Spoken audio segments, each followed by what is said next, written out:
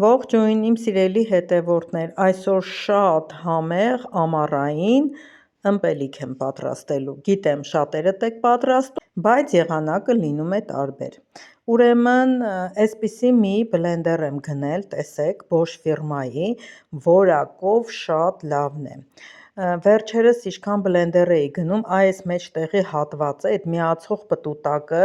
պլաստմասե էր, կամ կոտրվում էր, կամ մաշում էր, կամ տաքանում էր, հալվում էր, մի խոսքով որոշեցի այս տեսակից վերցնել,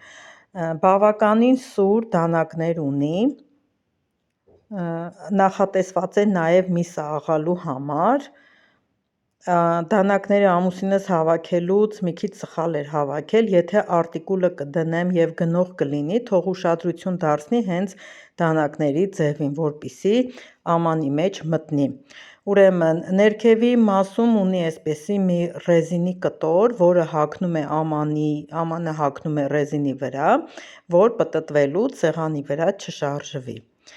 հիմա ունի 2 աստիճան հզորության և բլենդերի տարողությունը 2 լիտր է, ուրեմն հիմա պատրաստենք ըմպելիքը,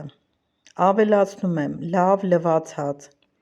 կտրատած վարունգը, ոչ շատ մանր կտորների, ավելացնում եմ կես գլուխ սող և 2-3 ճյուղ համեմ, շատ համեղ է ստացվում, երբ պատրաստում ենք սամիթով, ուշադրություն կդարձնեք լինի սամիթ, ոչ թե անիսոն, որովհետև կապերի մեջ հիմնականում դրվում է անիսոն, բլենդերով հարում ենք և ստանում ենք այսպիսի զանգված, համասեռ, հարված զանգված, իսկական ալարկոտ մարդու բան է ստացվում, ըմպելիք է ստացվում, դատարկում ենք մեծ ամանի մեջ, որտեղ պետք է ավելացնենք նաև մածունը, հիմա մածունը այստեղ կրկին կբլենդերեմ, կհարվի ու կավելացնեմ հարված վարունգով մասսային, նույնիսկ 2 պտույտը բավական է հարվելու համար,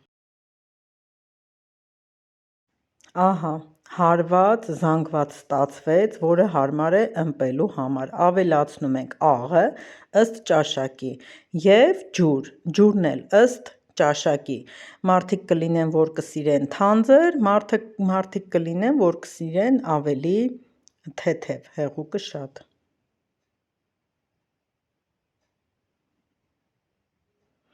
ահա սիրելիներս,